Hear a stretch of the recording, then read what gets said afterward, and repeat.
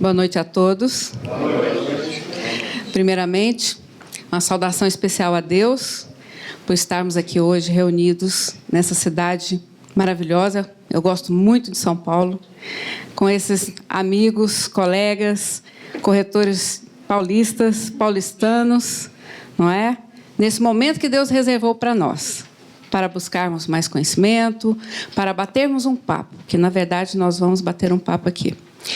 Eu cumprimento o nosso presidente, Viana, e, em seu nome, eu saúdo a todos os presentes. E hoje eu estou aqui para falar do tema do meu livro, Exclusividade nos Negócios Imobiliários. Mas eu vou precisar disso aqui, que é muito importante. Exclusividade nos negócios imobiliários. Então, exclusividade. Exclusividade é um tema muito regional aqui no Brasil, na verdade, né? Eu sou de Goiás, e Goiás é um estado que aceitou muito bem a exclusividade. E alguns estados também, como Curitiba, né, Paraná, Rio Grande do Sul, também a exclusividade ela encontra o seu lugar. Alguns estados têm alguma resistência à exclusividade, mas, no geral, ela é bem aceita no Brasil. E nós vamos ver, durante a nossa conversa, como é possível fazer com que ela se torne uma realidade de 100% no Brasil. Conseguiu? Obrigada. Então, aqui eu converso muito e, geralmente, o meu tempo se esgota. Então, nós vamos bater esse papo. Eu vou deixar aqui o meu e-mail, Margorete Castro, Margorete com O, tá? Muitas pessoas querem mudar e colocar Margarete. Muitas vezes eu tenho que consertar, porque as pessoas trocam por livre e espontânea vontade. Mas está lá, margoretecastro@gmail.com. Eu trouxe alguns exemplares do livro, se alguém quiser adquirir ao final. Eu vou tentar reservar um espaço para perguntas ao final, né, para a gente continuar essa nossa conversa. E uma coisa muito importante que eu gosto de dizer, que não está no meu currículo, é que eu sou ciclista, apaixonada pelo ciclismo. E eu sou mountain bike. E eu fiquei muito feliz de saber que o nosso presidente, Viana, também é ciclista, não é? E eu quero dizer, presidente, eu tenho acompanhado as suas pedaladas. Não são fiscais, suas pedaladas. E os seus tombos também. Eu vi que o presidente falou lá que ele, ainda bem que ninguém viu o seu tombo, né? Não é verdade? Lá em Goiás, quando alguém cai, geralmente a gente fala que comprou um lote. Então, investimento imobiliário. No lugar onde você caiu, você comprou lote. Então, você comprou 2 lotes, né? Um em cada posto, ó. E eu também caí. A primeira vez que eu fui pedalar, que eu quero dizer que foi bem diferente da sua, porque quando eu caí, na minha primeira pedalada, já tinha uma ciclista com a máquina, esperando eu cair, que era bem numa curva onde todo mundo cai, então estava lá esperando. E eu passei e caí. E foi um tombo bem engraçado. E eu tinha feito um grupo de pedal, que chama Pedala Goiânia. E estava começando esse grupo. E essa queda foi tão interessante que eu fiz tantos amigos que hoje tem mais de 1.000 pessoas nesse grupo de pedal. Tudo por causa dessa queda. Eles se solidarizaram comigo. Né? Então, tem umas coisas que há males que vêm para bem. E eu pedalo muito aqui também, em São Paulo. Aqui, por exemplo, é Carlos Botelho, que é lá em São Miguel Arcanjo, né? Fazenda Ipanema. Tem uns pedais que eu gosto de fazer, tem muitos lugares bonitos aqui. E o Pedala Goiânia, que é esse grupo, se uniu ao Cresce de Goiás, e nós fizemos o primeiro Pedalando com os Colibris, que é o pedal dos corretores de imóveis. Né? A OAB geralmente faz isso, né? O pedal dos advogados. E nós fizemos e conseguimos reunir mais de 500 pessoas. E corretores, deve ter dado aí uma média de 150 corretores. Então, próximo ano, se Deus quiser, eu quero continuar esse projeto, que foi bem bacana, foi muito organizado, e o pessoal gostou bastante. Mas por que eu falo isso? Porque o corretor de imóveis, quando ele entra na profissão, assim como eu entrei, eu deixei de praticar meus esportes, de fazer minhas outras coisas, que eu falo de roda da vida, porque o corretor de imóvel eu divido em 4 ou 5 partes. Mas o corretor de imóveis ele faz uma roda só e se enfia todo no trabalho. Deixa o lazer, deixa a família, deixa os amigos, deixa os esportes. E o esporte, a ginástica, o exercício para o corretor de imóveis é muito importante para ter disposição para continuar desenvolvendo a sua profissão. Então, deixo aí. E se quiserem uma sugestão, está aí, bicicleta. Tá? Sempre. Adoro. Mas eu não vim aqui para falar de bicicleta. Eu vim aqui para falar do tema do meu livro, que é a exclusividade nos negócios imobiliários. E, só para vocês saberem, é uma linguagem bem acessível, tá? E nós falamos da evolução profissional do corretor de imóveis, que nesse mês de agosto nós estamos fazendo 54 anos de sucesso profissional, né, de valorização profissional. Nós tivemos o advento da Lei 6.530/78, e, a partir daí, a evolução do corretor de imóveis começou. Não é? Em 1999, nós tivemos o curso de Ciências Imobiliárias, que foi um sequencial. E, logo depois, nós tivemos a Gestão de Negócios Imobiliários, que também é um curso superior, mas uma graduação de 2 anos. Tivemos a pós-graduação de Direito Imobiliário, de Marketing Imobiliário, de Operações Imobiliárias. O mestrado, em Goiás, de Desenvolvimento Urbano. E já temos o projeto de doutorado. Veja só como a nossa profissão está valorizada. E esse trabalho foi desenvolvido pelo Sistema COFES-Cresce, pelo nosso COFES, Diretoria Pedagógica, que sempre esteve de olho na capacitação do corretor de imóveis. E nós falamos disso de uma forma bem objetiva, porque essa é a identidade do corretor de imóveis, que é formador de opinião. E o corretor de imóveis tem que saber da sua história, né?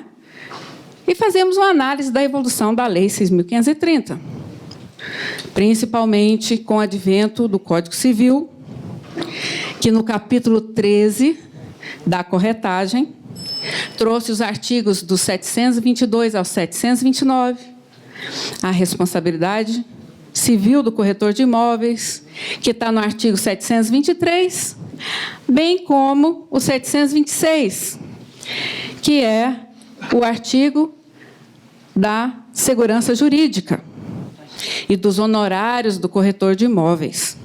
Por que eu falo honorários? Porque o corretor de imóveis, ele é um profissional liberal. E o profissional liberal, ele não recebe comissão. Quem recebe comissão é vendedor.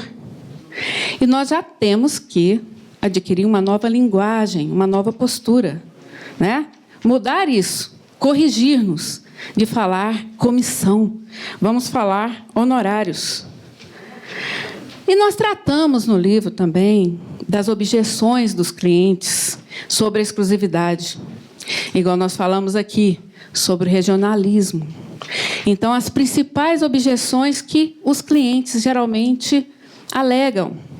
E falamos também dos benefícios que o cliente tem, o comitente, aquele que contrata, que ele terá ao contratar um corretor com exclusividade. Os conflitos jurisprudenciais, que infelizmente começou aqui em São Paulo. Infelizmente, nesse livro, nós falamos sobre esse conflito jurisprudencial e explicamos por que isso aconteceu, por que a boa-fé objetiva da exclusividade ela foi mal interpretada. E trazemos uma nova mentalidade jurídica para a profissão do corretor de imóveis. Fazemos também sugestões para mudança na Lei 6.530. Por quê? Porque a Lei 6.530 foi, assim, magnífica para o corretor de imóveis, e ela ainda é boa e muito atual. Mas, como tudo evolui, também precisamos evoluir, né? E há coisas que precisam ser alteradas na lei, que também não cabe agora, porque nós vamos estender muito a conversa, e não vai dar tempo. Mas eu quero trazer para vocês a exclusividade imobiliária sobre um novo olhar. E qual seria esse novo olhar?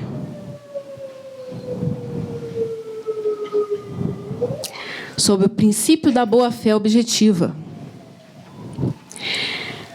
Mas por que a boa-fé objetiva? Porque durante o tempo que eu estava pesquisando para escrever o livro, as pesquisas que foram feitas apontaram para uma semelhança entre os objetivos da boa-fé objetiva e da exclusividade. Mas, para explicar o que é essa boa-fé, eu vou precisar falar dos dois tipos de boa-fé que existem no Código Civil.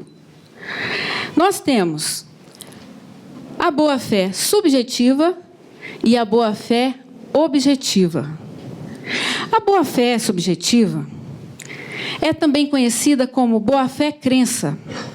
Isto porque diz respeito às substâncias psicológicas internas do agente.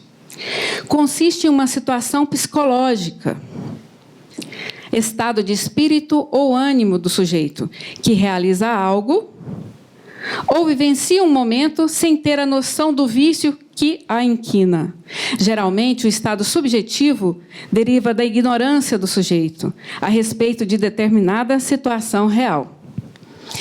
Para explicar a diferença das duas, eu vou dar um exemplo bem simples e rápido, só para a gente saber a diferença. Muitos sabem, outros não, porque há uma confusão de interpretação entre esses dois tipos de boa-fé. Vamos supor que um cidadão resolve comprar um lote para construir a sua casa. E ali fazer uma hortinha no seu quintal e tirar a subsistência da sua família. E ele vai procurar no mercado um imóvel. E encontra o imóvel e faz a sua proposta, compra o imóvel e paga. O vendedor, dono do imóvel, pega a verba, né, o valor, recebe e vai embora.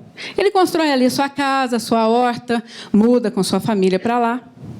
Daí, uns anos, aparece o verdadeiro dono do imóvel, porque ele comprou um imóvel de quem não era o dono. Não é verdade? Aí, anos depois, aparece o verdadeiro dono e quer aquilo de volta. Quer o imóvel dele de volta. Só que ele já construiu, já investiu ali. E não vai sair. Então, aquilo se transforma num litígio, né? E o juiz, ao julgar esse litígio, ele vai analisar qual foi a culpa que aquele cidadão, ao comprar o imóvel, teve. Porque ele estava numa área, num terreno que não era dele, não é verdade? Então, ele vai olhar o estado psicológico dele, a ignorância dele, para que não seja muito pesada a pena a ele, né? Ele teve culpa, então vai olhar a culpa. Agora, já na boa-fé objetiva, que se baseia na conduta das partes, que devem agir com correção e honestidade, correspondendo à confiança reciprocamente depositada, as partes devem ter motivos objetivos para confiar uma na outra. É também denominada boa-fé conduta. Na verdade, essa boa-fé é uma regra de conduta imposta às partes contratuais. E, nesse caso, eu vou citar um outro exemplo, o mesmo exemplo. Só que, nesse caso, eu vou colocar um corretor de imóveis na intermediação. Ele foi lá, ele tem um cliente, buscou o imóvel de quem não era dono, vendeu o imóvel, pegou seus honorários e foi embora. Daí, uns anos, aparece o verdadeiro proprietário querendo seu imóvel de volta. Quem vai pagar a conta? O corretor de imóveis. O corretor de imóveis é responsável por essa negociação. Não é? Porque quando o juiz for julgar esse caso, ele não vai olhar a ignorância do corretor de imóveis. Não adianta o corretor chegar e falar assim: ah, eu não sabia, eu pensei que ele era dono. Ele não investigou, ele não buscou as informações necessárias para fazer intermediação imobiliária. Porque a obrigação dele é objetiva. Ele tinha que prestar as informações, todas as informações a respeito da negociação, não é? Porque a obrigação dele é de resultado. Então, vai incorrer para ele, nesse caso, a responsabilidade civil. Está aqui um corretor de imóveis, né, na residência dele, preocupado, a família dele lá, tranquila, sem saber do que está acontecendo. É o corretor de imóveis que fez a negociação, que vendeu a casa de quem não era dono. Está lá. A casinha dele indo embora. Por quê?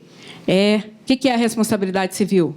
É a obrigação que uma pessoa tem de reparar o dano que causou a outra, ainda que exclusivamente moral, podendo, para tanto, responder com seu patrimônio pessoal. A teoria da responsabilidade civil procura determinar em quais circunstâncias alguém será obrigado a repará-lo, não é? E a responsabilidade civil, que é a obrigação objetiva, nessa modalidade de responsabilidade, a culpa no ato ou omissão é irrelevante para se determinar a responsabilidade do agente, sendo necessária apenas a prova da ocorrência do dano e o nexo de causalidade entre a conduta e o prejuízo sofrido. Está aqui. Por isso que nós temos que estar na ponta da língua o capítulo 13 do Código Civil, que vai do 722 ao 729. São poucos.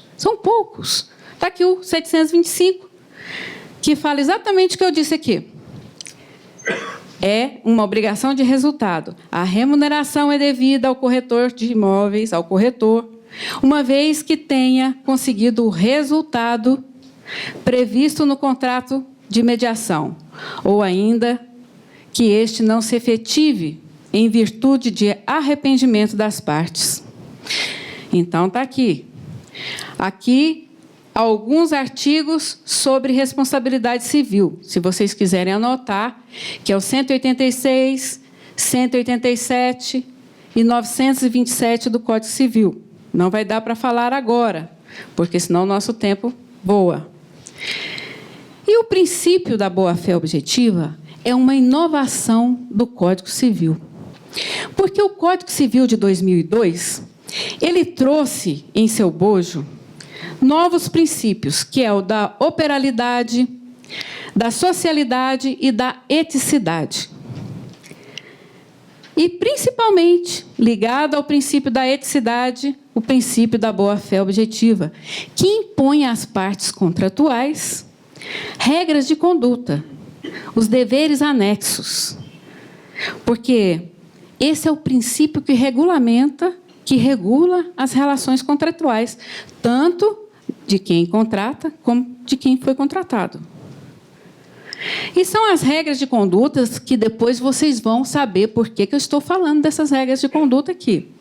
Prestem atenção. A gente fala assim, eticidade, a gente está tão acostumado a ver essa palavra, né?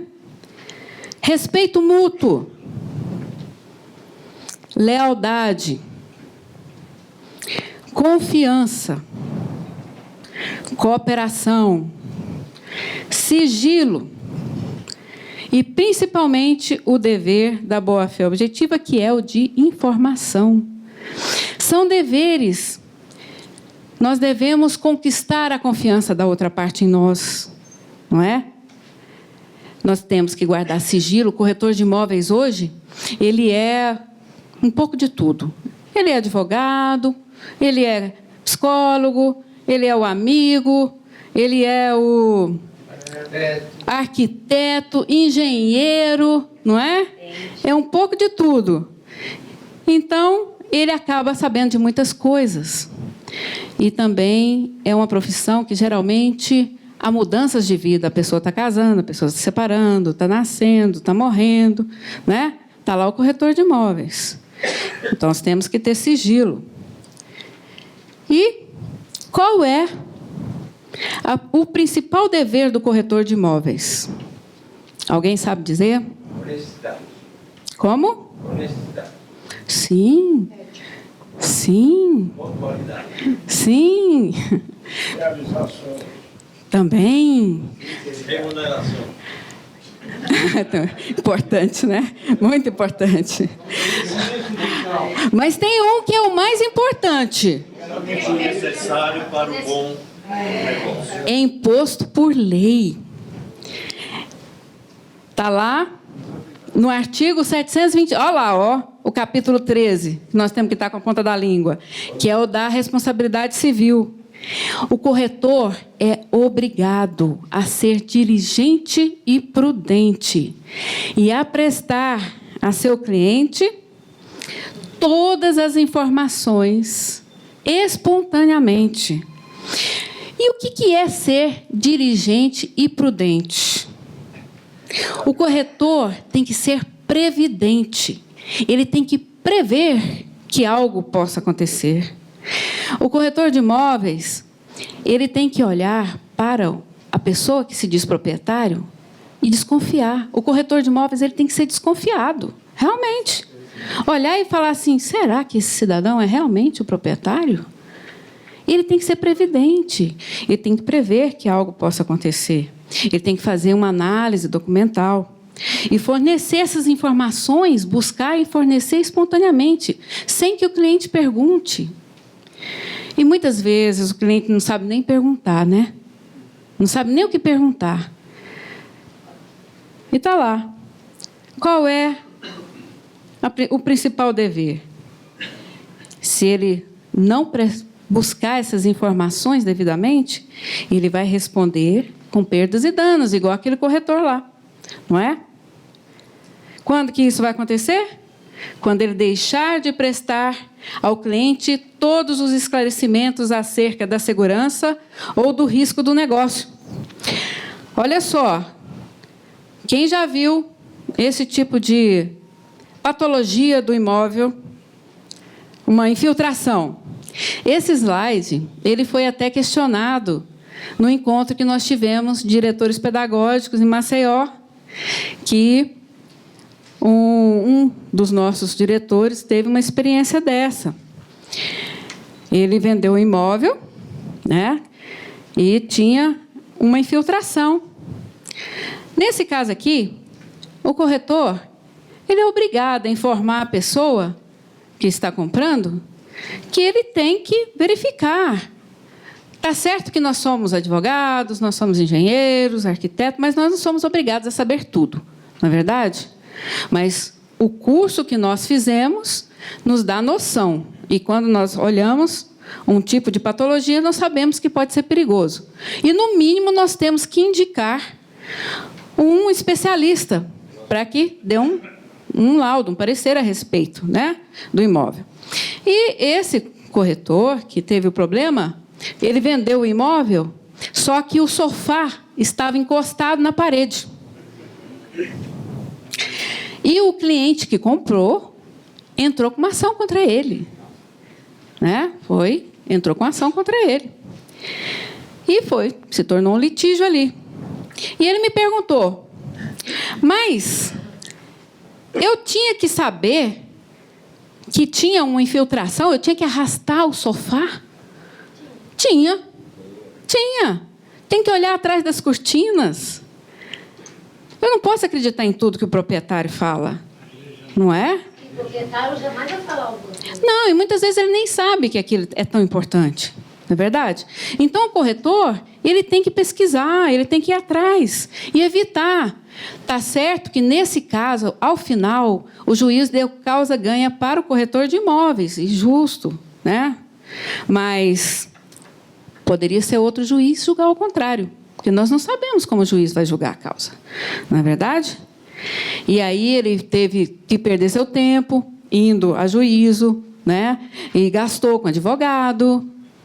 Então, nós podemos evitar esse tipo de coisa. Está aqui o artigo 723, dizendo que o corretor é obrigado a prestar todas as informações sobre o andamento do negócio, porque senão ele responde por perdas e danos.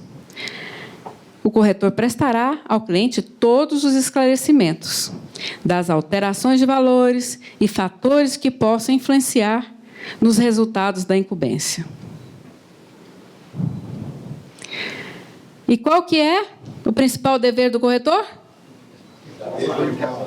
Muito bem, informar. Vocês estão inteligentes, hein? Verificar tudo, verificar tudo. E como é que ele faz isso? Isso. Agora, esse caiu bem pesado. Por quê?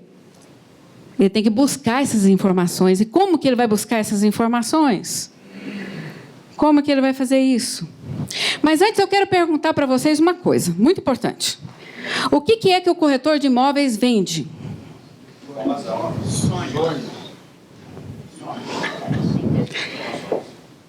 Eu vou te dar um livro de presente. É mesmo?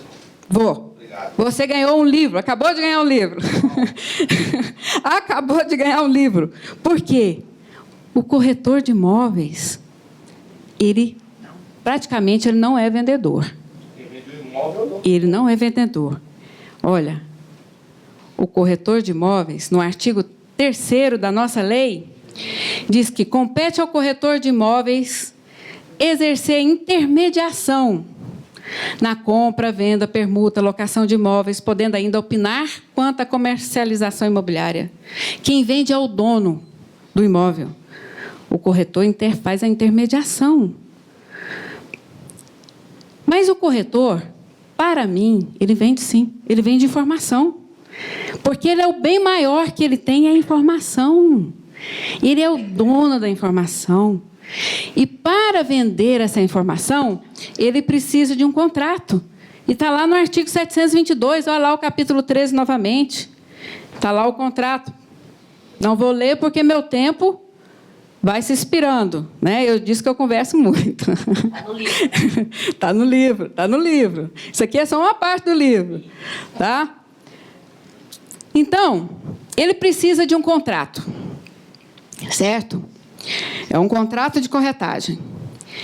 E esse contrato deve ser celebrado na fase pré-contratual, que é a fase de celebração do contrato. É aí que está a segurança jurídica do negócio. É a oportunidade que o corretor tem de, esse momento, colher todas as informações. Não é depois que ele deu as informações para o cliente, para o comitente.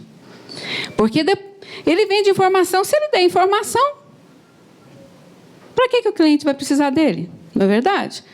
Então, ali, nesse momento, ele vai ver a titularidade do imóvel, que é o caso daquele corretor, qualificar as partes, definir preço e prazo, conferir a documentação, né? Daí vai, as obrigações das partes, definir os honorários, o prazo, né? Tem que ter prazo para pagamento, e quanto tempo que vai se estender essa exclusividade. E o que acontece após a celebração com a exclusividade? É nesse momento que a boa-fé objetiva se aperfeiçoa no contrato, no instrumento de contrato de exclusividade. As semelhanças começam a aparecer aqui.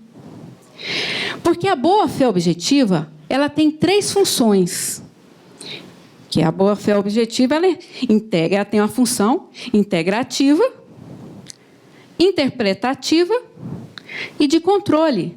E nós vamos observar que essas funções elas estão também nos artigos 723 e 726, e principalmente no da exclusividade, que é o da segurança jurídica. Nesse momento é que se define os direitos e deveres das partes. Porque quando se começa um negócio, todo mundo está feliz, maravilhoso, né? Como se fosse um namoro, né? Bem bonito, né? Mas aí, a hora que o negócio realiza, a hora de pagar os honorários, as coisas podem mudar, não é? Aí o namoro acaba. O namoro acaba. E eu ia contar um exemplo, mas eu tenho medo do tempo, desse relógio que fica ali na minha frente. Mas, assim, eu comecei a trabalhar no mercado imobiliário e meu primeiro negócio foi com exclusividade. Eu fiz um curso muito legal, um curso muito bom assim, em termos de conteúdo, né? E entrei no mercado com muita vontade, né, de fazer a coisa correta. E cheguei, como eu disse, de Goiás, muito receptivo. E foi uma época que o COFES fez uma campanha pelo Brasil, da exclusividade, e fiz meu primeiro negócio.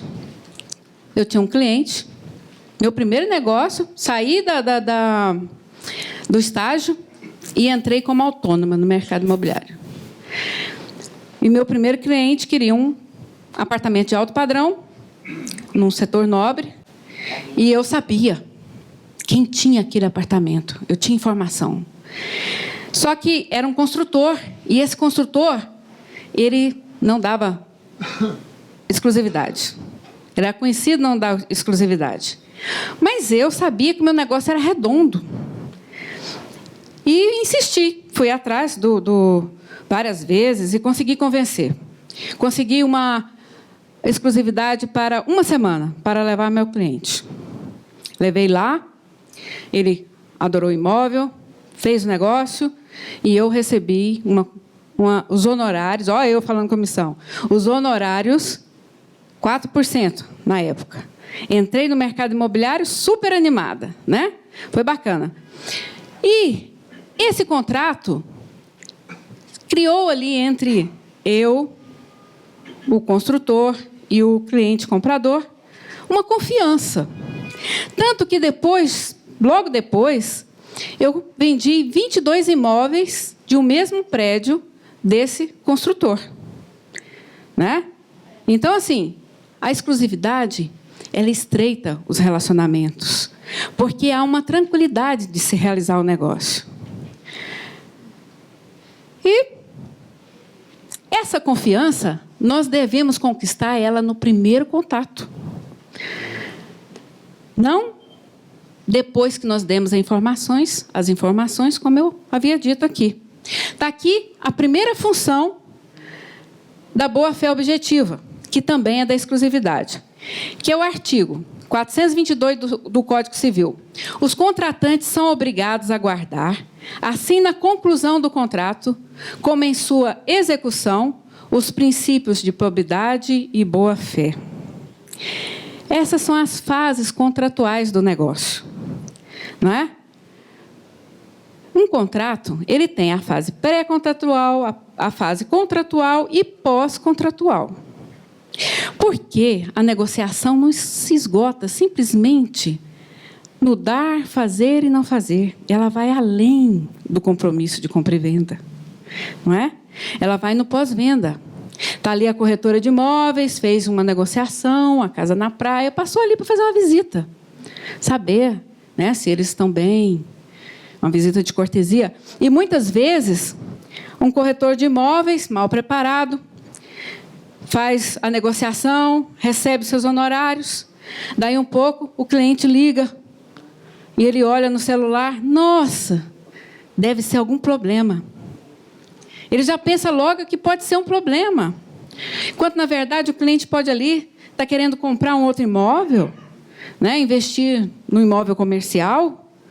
Então, esse não é o papel. Nós temos que no pré-venda, na fase contratual e no pós-venda, termos a mesma atitude. Essa é a fase integrativa. E tem a função interpretativa, que está lá no 113 do Código Civil. Os negócios jurídicos devem ser interpretados conforme a boa-fé e os usos do lugar de sua celebração. Isso é o que acontece quando uma relação contratual é rompida. Aí vai aparecer essa figura aqui. Esse cidadão é muito curioso. Ele vai querer saber por que essa relação contratual foi quebrada. Ele vai analisar qual das partes que quebrou aquele contrato. É o juiz de direito. Ele vai fazer uma análise. E você sabe o que ele vai usar para fazer a análise? Aqueles deveres anexos que eu falei ali. O juiz vai analisar, né? Que é o dever de confiança, de sigilo, de cooperação. Confiança por quê? Porque nós temos que cativar a confiança do próximo. Cooperar para que os objetivos do outro sejam atingidos, que o seu cliente realize. Muito corretor quer enfiar de qualquer jeito um outro imóvel, fazer um outro tipo de negociação, sendo que não é aquela vontade do cliente. Muitas vezes nós precisamos dar, né, elucidar um caso, ele não está sabendo o que realmente quer, né? Mas nós temos que cooperar para que o desejo dele seja satisfeito. E o juiz vai analisar. E ele vai analisar o caso concreto. Ele vai pegar aquela situação e vai procurar saber quem foi que errou, qual das partes. E vai analisar o caso concreto e as provas. E qual que é a principal prova do corretor de imóveis? Não é o contrato? É o contrato formalizado, não é? E nós vamos ver por que é importante formalizar um contrato. Porque existe o contrato verbal, não é? O Código Civil autoriza isso. Mas nós vamos ver que a indicação é que se formalize. Está aqui a função interpretativa. Para o juiz, a intenção do agente em agir com boa-fé não é o que importa para fazer a justiça contratual, mas verificar se houve ou não a boa-fé contratual. Os deveres anexos. Assim sendo, os negócios jurídicos devem ser interpretados de maneira mais favorável a quem esteja agindo de boa-fé. É assim que o juiz vai interpretar, não é? E agora nós vamos falar do equilíbrio contratual. Porque para chegar na última fase, que é a função de controle da boa-fé objetiva e da exclusividade, eu preciso falar aqui do artigo do equilíbrio contratual da segurança jurídica, que evita o enriquecimento ilícito. Não é? Está lá. Iniciado e concluído o negócio diretamente entre as partes, nenhuma remuneração será devida ao corretor. Mas se, por escrito, for ajustada a corretagem com exclusividade, terá o corretor direito à remuneração integral, ainda que realizado o negócio sem a sua mediação. Nesse caso, nós vimos ali que o artigo 723, que é o da responsabilidade civil, ele impõe muitas responsabilidades ao corretor de imóveis, porque ele tem que buscar todas as informações, não é mais a que ele vai alcançar, né? Aquela que ele pode alcançar, são todas as informações, porque existia um artigo que falava que tiver a seu alcance, mas não é o que está a seu alcance, ele tem que pesquisar todas as informações. Eu vou abrir, ao final, um momento para debate, para a gente estender perguntas, certo? Porque, senão, a gente não consegue finalizar, certo? Uns 10 minutos antes, a gente para. E aí, pode soltar pergunta. Nós estamos aqui para responder, certo? Então, aí, o legislador, ele pensou em tudo direitinho, na proporcionalidade. Ele impôs a responsabilidade no artigo 723, que é da responsabilidade civil, para a proteção da sociedade, mas ele pensou na segurança jurídica, tanto do corretor de imóveis, quanto da pessoa que o contratou. Não é? Esse é o equilíbrio da balança. Aqui nós temos o artigo 187, que diz: também comete ato ilícito o titular de um direito que, ao exercê-lo, excede manifestadamente os limites impostos pelo fim econômico ou social, pela boa-fé ou pelos bons costumes. Nós temos aqui um corretor de imóveis, que é esse na frente. Ele está com a carinha meio estranha, né? Ele parece que não está assim. Está fazendo alguma arte. Não é? Eu não sei. Ele está ali. Ali tem ali o proprietário atrás. Será? Ou ele que está dando uma touca? Ele está dando uma touca, eu acho, viu? A cara dele é de que está dando uma touca. Está ali. Ele está esperando o cliente assinar um contrato de corretagem com exclusividade. Mas ele está pensando assim: eu vou pegar esse contrato, como eu faço com meus outros clientes, vou pegar uma exclusividade com 90 dias, vou colocar na gaveta e vou esperar que alguém apareça, porque, de qualquer forma, lá no artigo 726 está falando o seguinte, que se eu tiver a exclusividade, eu vou receber de qualquer jeito. Então, se aparecer alguém lá na porta do cliente, eu posso ir até pescar que eu vou receber. Não é? Será? A patologia do negócio não é uma coisa esperada pela boa-fé objetiva. E nesse artigo 726, na segunda parte, vem a função do controle, que fala assim: ele receberá, se tiver um contrato por escrito, salvo se comprovada a sua inércia ou ociosidade. Essa é a função de controle. Veja que as funções da boa-fé objetiva estão aqui. Por quê? Se acontecer isso, ele poderá incorrer no abuso de direito e também será perdas e danos para ele. Mas veja bem, é só o corretor que faz isso? Não. O proprietário também pode fazer. Não é? O corretor não é desonesto. Essa não é a formação do corretor. Certo? Ele é um bom profissional. Tem os que não têm a capacitação, que não estudaram, que não buscaram. Né? Eu sempre assisto aqui a Quarta Nobre e vejo que vocês, parabéns, vocês, não desmerecendo os que estão em casa assistindo também, mas vocês são elite, porque vocês estão aqui sempre buscando conhecimento. Não é verdade? E os de casa também, parabéns para vocês. Mas existe, infelizmente, aquele cliente que aperta a sua mão, mas, na verdade, ele está falando assim: eu vou te dar, sim, a exclusividade, você pode trabalhar tranquilo, viu? Que só você que vai vender. Mas, de repente, aí o corretor passa um dia lá, já está lá o cliente que ele levou lá, morando na casa, né? Pois então. E, nesse caso, eu vou me reportar novamente àquele construtor que eu fiz meu primeiro negócio e depois vendi os 22 apartamentos. Todo corretor, eu disse que geralmente quer trabalhar muito, né? Esquece do lazer. E esses 22 apartamentos que eu vendi, eu fiz num tempo recorde. Foram 3 meses, além de outros imóveis que eu vendi. E eu trabalhava de domingo a domingo. E eu estava muito cansada. Eu precisava de férias. E eu peguei minha família e fui para o Rio Araguaia. Alguém conhece aqui o Rio Araguaia? Bonito, né?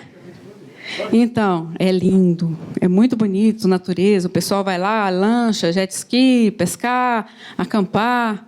Eu não sou de acampar, eu fui para o hotel. Pois é, eu estava com dinheiro no bolso, não é? Mas olha o estresse, eu estava tão estressada que eu fui tirar 10 dias lá e pensei assim, o meu construtor, ele tem umas casinhas lá no Araguaia, que ele não está conseguindo vender. Eu vou passar as férias no Lago dos Tigres e vou dar uma passadinha lá e vou vender uma casinha. E liguei para ele.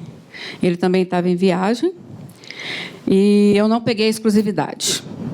Não peguei exclusividade porque eu estava saindo, né? E ele falou, não, é aquele que se estabeleceu a confiança entre nós, né? Pode ir lá, fala com o caseiro, pega a chave, né? Ele vai te mostrar, pode trabalhar, você pode trabalhar, que os honorários é seu. Vai, bacana.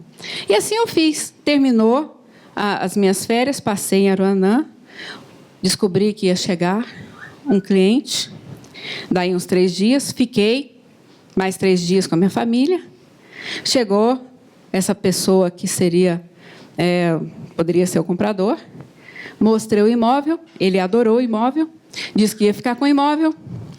E assim, eu voltei para Goiânia. Nós íamos fazer a proposta. Só que eu não conseguia achar o comprador mais. Não conseguia. Já tinha passado 2 semanas e nada do comprador, era um homem muito ocupado, não conseguia. Aí, o proprietário, o construtor, me ligou. Margot, cadê a proposta do seu cliente?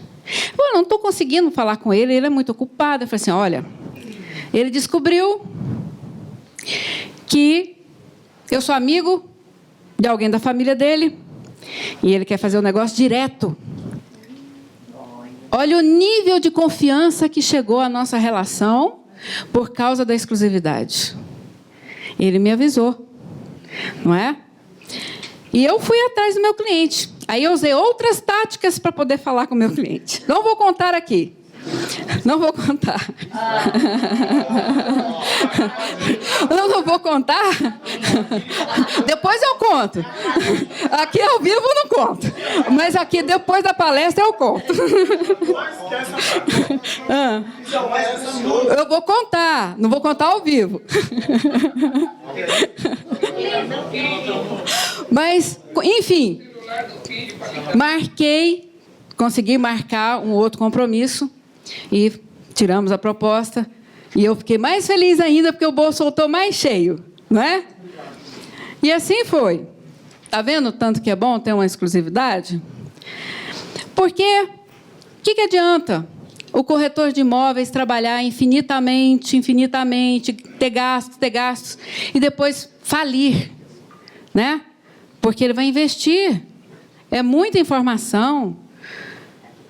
Está lá a corretora, coitada, ó, fiquei sem dinheiro, e agora? Mas será que o juiz de direito julgará a favor do corretor que age com boa fé, mas sem a exclusividade?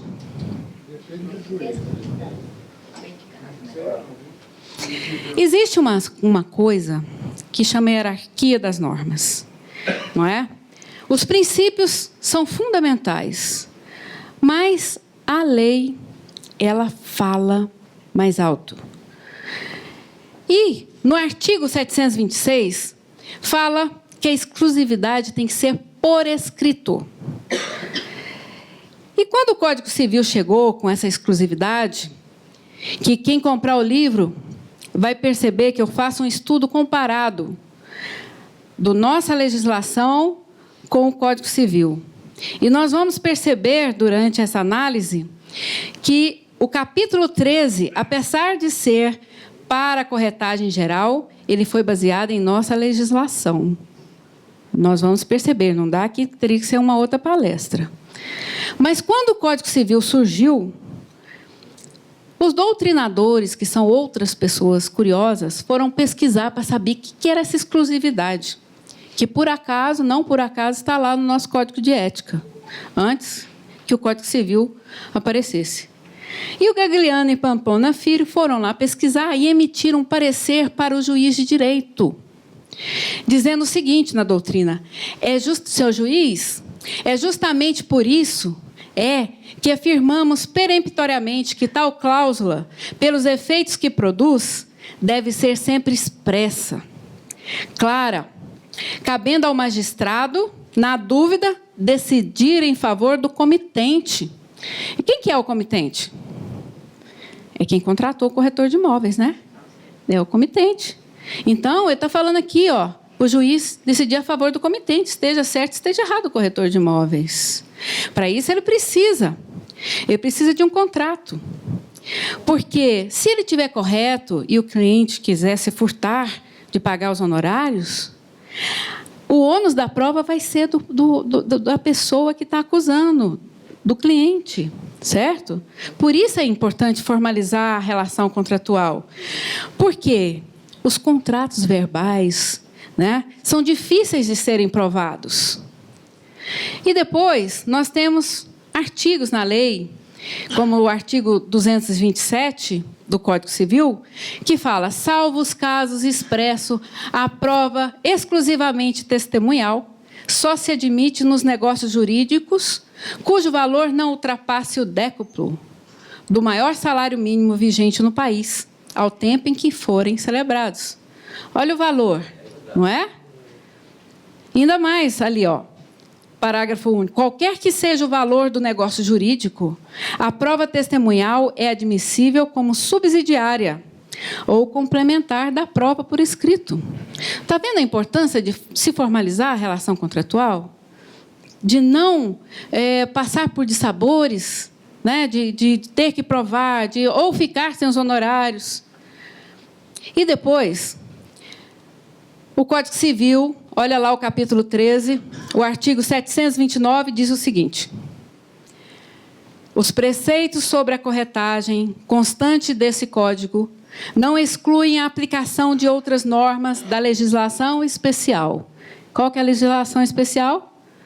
Lei 6.530, Código de Ética, resoluções, né? E lá na nossa legislação, 6.530, o artigo 16, inciso 6º, diz que é de observância do Conselho Federal de Corretores de Imóveis elaborar o contrato padrão para os serviços de corretagem de imóveis, que deve ser de observância obrigatória pelos inscritos. Então, o corretor é obrigado a ter um contrato por escrito. E lá no artigo 20, ainda mais, ao corretor de imóveis e à pessoa jurídica inscrita nos órgãos de que trata a presente lei é vedado anunciar publicamente proposta de transação a que não esteja autorizado através de documento escrito. Está lá, no Código de Ética, lá, o artigo 4º, inciso 9 também. Cumpre ao corretor de imóveis contratar por escrito e previamente, não é depois não, é previamente, a prestação de serviços profissionais. Agora, se o corretor não agir dessa forma, como está aí, ele está o quê? Irregular perante o conselho. Ele poderá ser apenado por causa disso. Não é verdade? Então, nós temos que formalizar a relação. Hoje nós estamos o quê? 54 anos de profissão. Somos valorizados, não é? Nós temos curso de graduação, curso técnico, né? Cursos de avaliação e loteamentos, né? Um monte de coisas que nós buscamos para aumentar a nossa capacitação. E nós temos que ter uma postura perante a sociedade. E essa é a função social da exclusividade, que é gerar confiança mútua entre as partes, levar a boa-fé às partes, que foi o que aconteceu entre eu, meu cliente, meus clientes, né? E eu nunca mais fiz alguma intermediação sem exclusividade. Sempre fiz. Perdi negócio, perdi. Mas eu prefiro assim. Pois elas saberão exatamente seus limites, crendo que a outra parte vai cumprir as suas obrigações, as quais estarão prévia e claramente estabelecidas no contrato. E isso vai facilitar para o juiz de direito também, quando ele for julgar um litígio. Por quê? Porque quando nós celebramos o contrato, ali naquele momento, as alegrias estão fluindo. E tudo que nós estamos pensando, nós colocamos no contrato. E o juiz vai saber ali, aquela prova, o que nós estávamos pensando. Depois as ideias podem ter mudado, mas ali está tudo registrado. Não é verdade? Nós temos que afastar a dúvida e gerar intenções claras, não é? Esse é o anexo da proteção, da confiança. Porque as palavras soltas se perdem no tempo. E, às vezes, a gente até esquece do que falou. Nessa correria de hoje, a gente esquece, não é? Eu esqueço algumas coisas. Mas eu falei isso. Verbal e bigode, mesma coisa? Hã? Contrato de bigode. Contrato de bigode? Verbal, não, coisa. Sim. Mais ou menos. Sim. O contrato de bigode é a boa-fé. É uma boa-fé, não é? Só que hoje está difícil, né, de achar um bigode. Porque você pode puxar. Meu cliente, ele teve bigode, não foi? Ele teve bigode. Mas nós não podemos correr o risco, não é verdade? Hoje as coisas mudaram, tanto que a lei 6.530 tem que ter alguns ajustes. E uma das coisas que está no livro, não é que seja alterado e que a exclusividade, para evitar essa coisa, essa complicação para o corretor de imóveis, é que ela seja, de fato, obrigatória. Sim. Certo? Porque aí não tem como não é verdade?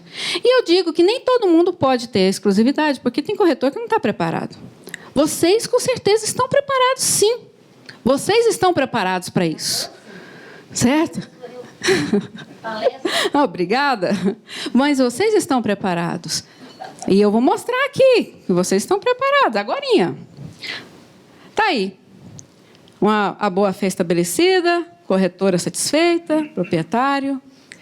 Porque a exclusividade é um bem comum. Porque ela gera paz social. Ela organiza o mercado. Não é? É justo. É justo. É justo, é muito justo. Né? Um profissional que buscou conhecimento, que está toda quarta-feira, está aqui, não é? Na quarta nobre, né? Está lá estudando. Eu, por exemplo, eu sou uma verdadeira cobaia do sistema COFES Cresce. Eu fiz o curso de Ciências Imobiliárias. Eu fiz o curso de Gestão de Negócios Imobiliários. Eu fiz pós-graduação de Operações Imobiliárias, de Direito Imobiliário. Fiz o curso de Direito. Tenho um currículo de vários cursos, né? Curtos. Não é justo que eu receba a mesma fama de quem não se capacitou, fez besteira no mercado, não é verdade? Então, é hora, sim, que a lei seja revista. Aliás, já deveria ter sido, né? Mas nós acreditamos, sim. O nosso presidente do Conselho Federal está empenhado, né? Os diretores pedagógicos estão torcendo, os corretores também. Então, vai dar tudo certo. Então, é o bem comum que gera segurança jurídica, paz, felicidade no meio social. Está lá todo mundo feliz. E essa é a nossa missão. Servir aos clientes realizando sonhos. Alguém falou de sonhos aí, de moradia e investimento. Como? Com segurança, credibilidade, ética.